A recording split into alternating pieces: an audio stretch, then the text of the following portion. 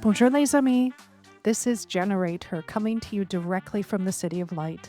I'm Jane Bertch, a Chicago native, Paris-based entrepreneur, author, and your partner in personal reinvention. I've spent the past 20 years living and working in Paris, and after leaving the corporate world and deciding to create something of my own, I've discovered both the beauty and the challenge of building a life shaped by curiosity, creativity, and a sprinkle of courage. These are the practices that lead to true transformation. So whether you're planting a seed in your jardin secret, your secret garden, or giving voice to your creativity for the very first time, let's step into your next chapter with intention. And of course, with a touch of Parisian charm. So as we say in French, on y va, let's go. Welcome back, friends, to Generator. I am so thrilled today to be with Barbara Diggs. In full transparency, one of the reasons I'm really thrilled about this is Barbara and I have known each other for quite a long time. And Barbara, I'm going to scare you because this morning I was asking myself, how long have we known each other? And I think this year makes 20 years, Yes, I was going through the same calculation, and yes, that's exactly right. which is wonderful because that means we've had so many different evolutions of who we are and what we've been through. And Barbara actually knew me when I was working in my banking days here in Paris, which almost feels like an oasis of time that does not exist. We actually met because we would play ladies poker. Exactly, exactly. By the way, ladies, shout out to Poker Power, which is an incredible program that teaches women of all ages to play poker because learning negotiation from poker is a really great life skill. But we're not gonna talk about that today. Today, we're gonna talk about Barbara and all the wonderful things she's done and how she's built a life in Paris. Thank you. So, Barbara, over to you. Give us a little summary of who is this wonderful, magnificent person that sits in front of us today? Well, I am a long-time Paris resident. This is my 25th year in Paris. I cannot believe it. And I am such a different person than the person who came here 25 years ago. Back Mm, then, I was a lawyer. I was a corporate lawyer, bright eyed, bushy tailed, unmarried, no kids. And today, I have a completely different life. I'm a writer and a divorce coach and still married and two kids. a very prolific writer. You've written how many books? I have written at least 10 at this point. Wow. Wow. Yeah. What I'd love to know, Barbara, because it's also very cohesive, for me, and I talk about the fil rouge. What is that thing that connects us with our past that somehow brings us to where we are today? So Mm. talk to me about that transition of now becoming a divorce coach and what made you decide to go down this incredible path? It's such a funny thing you say that because for me, divorce coaching ties together almost everything Mm, I've done in my life, except for get divorced. But as a lawyer, as a now non-practicing lawyer, I still get a lot of people who ask me for legal advice on all kinds of things. And even though I can't formally give legal advice, I can give little tips. And so when several friends began to have trouble with their marriage or think about divorce, people just naturally came to me and started talking about their issues. And I approached it as a lawyer would, talking to them about how to prepare for divorce and what they needed to think about. And then finally, about 2 years ago, a friend said, "You know what? You should become a divorce coach." And mm. I didn't really know what it was. I kind of knew what it was, but I started investigating and I realized that I could actually get trained and certified to become a divorce coach. So that is part of why I became a divorce coach. That's Um, wonderful. So yeah. long live those friends and colleagues that spark an interest, that see something wonderful in you and encourage you to Mhm. pursue it. Absolutely. Always keep your ears open, ladies, and your hearts. Absolutely. And to follow it up, because a lot of us Hmm. have these ideas and sometimes we don't take time to follow it up. And I don't think it's always about courage. It's just about lifing. We let Right. other things get in the way. Exactly. But talk to me about the one thing we've got just as a real pleasure is how you've adapted and built a life here and these experiences you've had and maybe how your values have grown over the years that Mm. influence the work you do today? Well, for one thing, tend to speak to women who are living here in France, who are looking for divorce here. And when you're getting divorced somewhere that is not your home country, it's a whole different ballgame. Right. You're often very far away from your support system. You're dealing with a different language, you're dealing with a different culture. And me being in this space and understanding all these intangibles that a lot of your friends back home or support back home might not realize, I bring that to the table. I Right. understand that. And I must add that even though I'm not divorced, years ago, I went through a period where I thought, well, maybe this isn't it. Maybe I need to get out of the marriage. And that was a very tough time. Sure. That's a very tough time. And I was very alone. Okay. I felt extremely alone, that nobody understood what I was going through, really. And I want to be that person for people who are getting divorced here. Right. My life in France has definitely influenced how I practice as a coach. Okay. Mm. So something you said, Barbara, really sticks with me because whether or not somebody is on the path of getting divorced, there are these moments in our journey where we feel like, I want to get out of here. I don't like where I am. I don't like where I'm working. That is a feeling that transverses so many different life events. For sure. How did you work through that? And perhaps it wasn't just about your marriage. Maybe there's been times in your life here in Paris where you've thought, I'm not happy professionally. Oh, absolutely. Absolutely. Oh my goodness. That is very true. No matter Ve- where you're living, I know lots of ladies that have that feeling. They're not particularly satisfied in Yeah. life. And how do you get yourself through those situations? Oh, yes. Oh, well, I was, as I said, a corporate lawyer, and I was working nonstop when I first came here.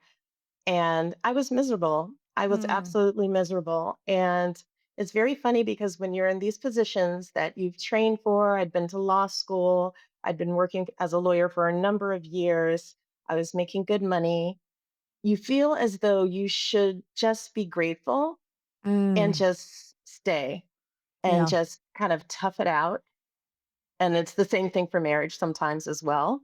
But for me at the law firm, that was my first big transition after I moved to France. I continued in law for 2.5 years and I was just exhausted. I was exhausted. And I feel that the choice was almost made for me in a sense. I was so tired, I could not function. And just one day I woke up and I said, I can't do this anymore. And I just knew I couldn't do it anymore. And so luckily, I had saved some money and my husband was supportive. And I left and I said, I want to be a writer. And so I left and I started pursuing a writing career. And Wow. it was not as easy as it sounds, but I completely just collapsed with exhaustion, quite literally. But once I understood that this was not fulfilling in any way for me, the choice did feel easy. Okay. We share that story, Mm, but there's signals that I think we don't listen to for a long time until they become deafening, until they almost just smack us to the ground. And I think this is a reminder for whoever's listening that gratitude for having a job is a tricky subject. The ability to take care of yourself and your family should be your life's right. absolutely. So, to find yourself in a position where you're not necessarily feeling happy and feeling stuck in this world that you want to get out of, sometimes it doesn't happen overnight, sometimes it never happens. But what are some of the tips, Barbara, that you might offer to somebody to work through that? I'll throw Mhm. out one. The first one is everything cannot be everything. Your job cannot be your personal life's fulfillment all the time. It's up to you to Absolutely. seek out other areas where you're challenging and growing yourself and being more than one dimensional. Absolutely. Balance is key. Whether you're working in an office, whether you're a mom, whether you're a wife, you have to honor all parts of yourself Mm, and give yourself the time to discover, who are you? It sounds almost a cliche to say, oh, I need to find myself, but we change constantly. And absolutely. our needs are different at different points in our lives. So we should honor ourselves enough to find those parts of ourselves and live it to the extent we can. I say it all the time, and I'm hanging on your every words because it is a reminder that we are evolutionary. Our values change, our skills change, our Hmm. experiences change, the people around us change. And the Jane that made a decision 15 years ago, or 5 years ago, or 3 months ago could be notably different than the Jane that sits in front of you today. And somehow we condemn ourselves to stay where we are because we Hmm. feel like we've made a decision that we just can never back out of, Exactly. and that's wrong. Exactly. And that's wrong. Yes. Yeah. So speaking of the good decisions we make, you've started this wonderful business, and I can imagine that I'm projecting because I've started one business and working on another one. It brings up every type of psychopathy that I've had in my life starting a Mhm. business, from Mhm. insecurity to, preparing to fail Mhm. because I'm just certain things won't work out. Talk to me about some of the feelings you've experienced in starting a business. Oh, I've felt all of those things that you mentioned. And this, of course, is the second business that I've started because I was a freelance writer for many Right. years. Right. And that's a very interesting job because you're rejected all the time. Freelance writers, you get used to rejection. And that actually is quite a positive thing. Yes. That has helped me immensely because at the beginning, every rejection, every time I floated a proposal to a magazine, if I got rejected, I was wounded, I was hurt, I had my beautiful ideas, they were rejected. But then after a while, I realized that's just part of the game. That's just how it goes. We all get rejected sometimes, and sometimes you win. So going into this business, it's been the same sort of process. Sometimes I have intake calls that go great and then I don't hear anything anymore. And then sometimes they go well and I have a new client. But my previous experience of facing rejection has made me a lot more even keeled when I face these moments. And another thing is actually because divorce coaching is very emotionally taxing for the coach as well, because we're hearing very heavy stories.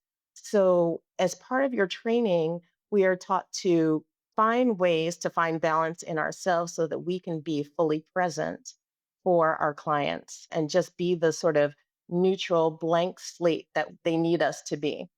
One thing that has helped me immensely is breath work. Interesting. I Okay. do a lot of breath work, just deep calming breaths.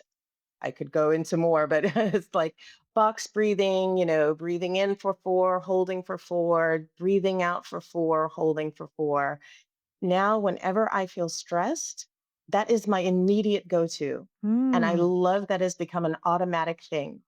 And it just resets my mind. So if I feel like I'm spiraling off thinking, oh, I'm terrible, this isn't working, I just take a deep breath or I do my box breathing and I reset. Would you say that you've got a rigorous mindfulness practice? No, no, it is part of mindfulness. I'm developing it. A practice is something that continues forever, pretty much. I love Um, that. That is so yeah, true. A practice is you're practicing. exactly. You're always practicing. There's never a point where you really arrive. I am definitely developing this practice. I try to wake up and start my day with this breathing. I try to end my day with the breathing. And as I say, any tense moments during the day, anytime I start to doubt myself and I feel like I'm going down the wrong path of negativity and telling myself Mm, I can't do something, I recenter with breath. And that helps a lot. that's a wonderful tool. Thank you. Yeah. Thank you, Barbara, for sharing. I just want to step back to something you said that I like to pluck out these little gems that you're sharing to make sure people hear them. I always talk about the importance of just practicing in public. I have a business, my first business that has to practice in public. If we don't put a product available into the public eye to see how people respond to it, even if it's not 100% perfect, we're never going to have things to sell. So you have to be prepared for feedback. Sometimes the feedback are things that we don't want to hear, but there's important data there. And in essence, I love that you kind of said the same thing, which is being a writer, you have to put your work and ideas out there. You can't constantly navel gaze and hope for opportunities. You have to go chasing them. Absolutely. Absolutely. And every time you have a no thank you, or sometimes not even that, it could be Exactly. nothing. Silence. Or, in any public business that's offering a service, we've got all sorts of online platforms, and people tell you exactly what they think of you. Hmm. You have to take that and learn from it. Yeah. So, I don't wanna put words in your mouth, but also something I hear from you, which I love, is it's not failure, it's data, Yep. 1, and 2, it happens to strengthen you for the next time. Absolutely. Absolutely. I wrote a book on, which was it? It was on happiness for adolescents. And I Mm, touched on that in this book about failure not being a bad word, right. because a lot of people, adults, teens, whatever, if they don't succeed at something right away, they internalize it, right? They don't think Right. of it, as you said, as a data point. But really, every successful person we see has failed, almost certainly.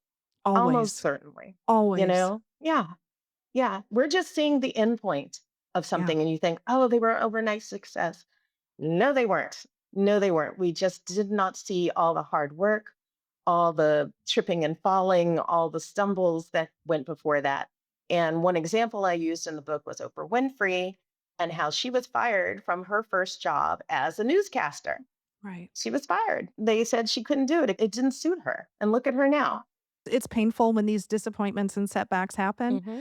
but each and every time they've put me down a new trajectory that's actually been better. And thinking back to you were in the first location of La Cuisine. You came to the opening party. I did with my little baby. Yes, you did. And, we won't go through that. There's a whole book on it. But having to leave that was really painful, right? It was unanticipated, it was expensive, it was painful, it put lots of doubt into everything. Why I was in France, what I was doing, was I stupid, and why have I started this? And that ended up being the best thing that could have happened. So speaking of the best thing that could have happened, I find it so wonderful that you are now a second time entrepreneur. Barbara is infinitely young, but like me, she's in midlife. And it's wonderful to have you as a role model and an example of reaching back and pulling all these little strings together and coming up with this new incredible business, this service in the aid of others. What are some of the key, I don't want to call it skills, Barbara. I can't find the right word. What are some of the key attributes you use to say, you know what, I'm going to create again? That's interesting. One of the things that drove me in that moment, as I said, it was just many things Yeah. were happening at once Yeah. at that point in my life. So I had the friend who said, why don't you to become a divorce coach? Another thing that happened was that I realized that my children are pretty much grown and gone. Okay. We had our summer vacation and we have a traditional trip that we take, and we always end up in this one place, Annecy. And we go through our dinner and we get ice cream together. Well, my sons, who were 15 and 17 or something at the time, they had wanted to go back to Paris the next morning instead of staying with me and their dad. And that night after dinner, instead of getting our traditional ice cream, they just wanted to go back to the hotel. I was devastated. I Oh, was Barbara. devastated after all of these years. And I thought to myself, that's it? That's it? It's over? Like, this lovely family tradition is done. That's all I got. Okay, break my heart in the I'm morning here. sorry. Yes, I was totally in tears. I was totally in tears. And the tears lasted for days because Right. then, you know, the next morning the children left. My husband and I were still there. I was really missing my family, my boys.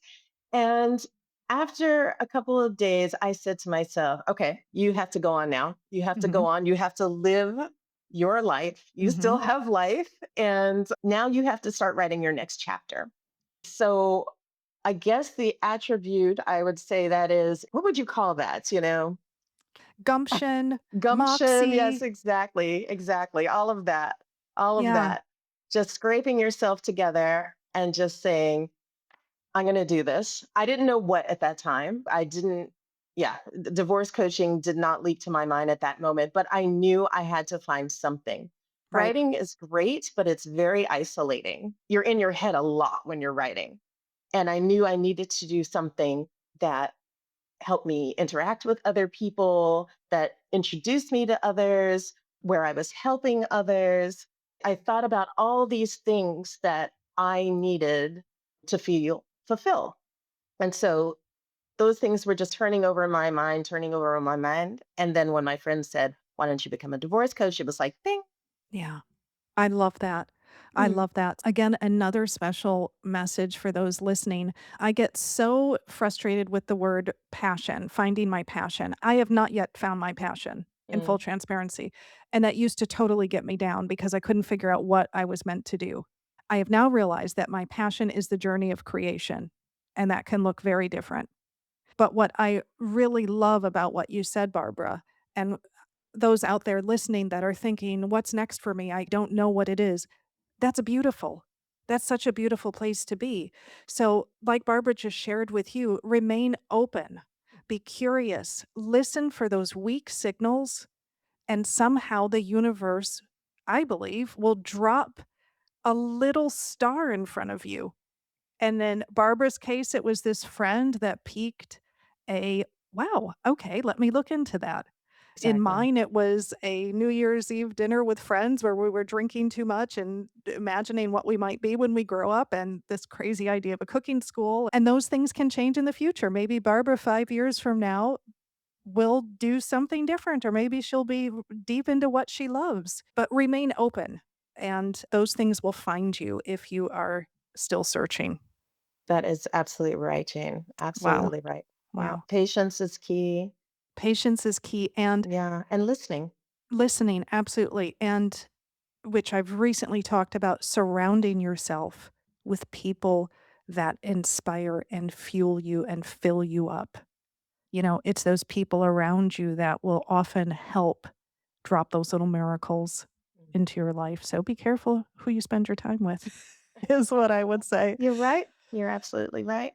Speaking of spending your time, I got one last question I want to ask because, in the absence of me having answers of what I want to be when I grow up, and I hope I still ask myself that at 90 years old, if I'm blessed to get that far, I love to look at role models and I cherry pick and I love to see, again, caveat, we only see the parts that people are willing to share, as Barbara said. So I don't assume they are all knowing or fulfilling everything perfectly, but there's people I do look at that have helped me really think about who I'd like to become. Barbara, who are the role models? Who has been around you over the years that helped you think about the Barbara that you'd like to become?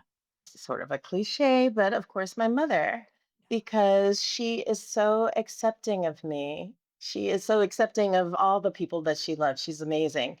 But when I say, oh, and now I'm doing this, she's like, oh, okay, well, that's wonderful. Tell me more about that. I love that. And I try to have that openness in my life with the people I love. As for role models that I've never met, I would say, and this is probably somebody that you've never heard of, but her name is Janice Bryce Holroyd. Hope I'm saying that correctly. And she is the first Black woman to have $1 billion business. It actually was not Oprah. This woman, she runs a staffing agency, to be mildly reductive. It's a big global company now, but I mean, basically, it's a headhunting agency. And she started it in LA in like the 1970s with basically just a phone book and a fax machine and Moxie and Gumption and Wow. whatever else. And then she just built it into this company that now has like 28,000 clients and, thousands and thousands of employees. And I read her, it's a memoir slash business advice book because I wrote about her for one of the books I wrote for teens on Black women. And I thought she was Oh, just amazing. I that thought she sounds was amazing. wonderful. The name of the book is Acting Up, and the name Acting of up. her company is Act One. And she was just so inspiring. She seemed still so much herself. And she said her main business value is her personal value, which is to treat people as you want to be treated. And she teaches that to all her employees. They all have to go through a process called, like, it's team building, but it's like treat everyone as myself, TEAM. And she's just wonderful. And I think about her all the time as I'm pushing through and trying to figure this out. Thank you. Thank you for highlighting that extraordinary woman. I'm going to go and Yeah. discover her. Definitely. She's exciting. She makes you feel excited just reading about her. Yes. Yeah. Yes. So, speaking of discovering amazing women, I hope all of you take time to dig into Barbara and all the wonderful things she is and, the prolific writer, now divorce coach. I will put all of the links to Balanced Decisions and Balanced Divorce in the show notes. So, please do give Barbara a follow. I'm so thrilled to have spent this time with you. Thank you so much for joining. I know everybody out there will just love to hear your beautiful voice. We are lucky to have you. Thank you. Thank you for having me. This was great. Really appreciate it. Thank you.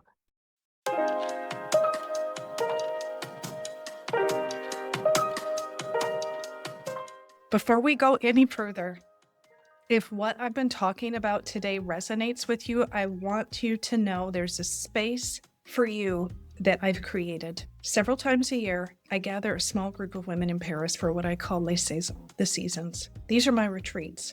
They are very tiny, very intimate. Each one is designed around the time of year. So not just the season we're in physically, but hopefully the season we're in our internal seasons. And it's just a wonderful time to return to ourselves. In spring, we talk about planting. In September, it's the rentrée season, which is a beautiful time in Paris. And in the fall, it's the harvest, la vendange, because how can we not talk about wine and all those wonderful messages? So these are not spa weekends, they're not shopping, they're not tourist trips. These are 3 days in one of the most transformative cities in the world, designed to help you pause and realign and start to really think and step into what's next for you. And the women who come, they're curious, they're brave, they're open-hearted, they're just phenomenal. They're hopeful, they're community-based. And if that sounds like you, I'd love to have you join. So take a look at my website. I'm constantly updating different dates for Les Saisons retreats. And I'd love to have you here. You can find them all at janebertch.com/retreats.